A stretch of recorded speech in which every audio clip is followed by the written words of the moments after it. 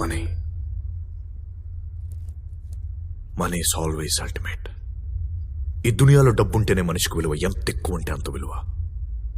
ఎలాగైనా సరే డబ్బును మనం సంపాదించాలి, డబ్బే డబ్బును సంపాదిస్తుంది.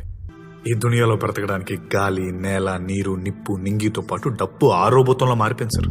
ఈ పంచభూతాల్ని శాసించే స్థాయిలో కూర్చుంది సార్. కావాలి సార్, ప్రతి దానికి డబ్బు కావాలి సార్.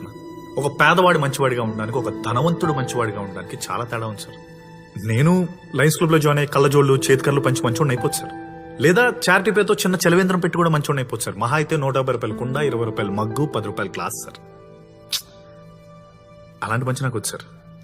నేను ధనవంతుల్లా ఉంటూ మంచోళ్ళ ఉందాం అనుకుంటున్నాను సార్. తప్ప సార్? నీ చేతుల్లో ఎంతమంది మోసపోయారు, వాళ్ళ గురించి ఒక్కసారి ఆలోచించావా?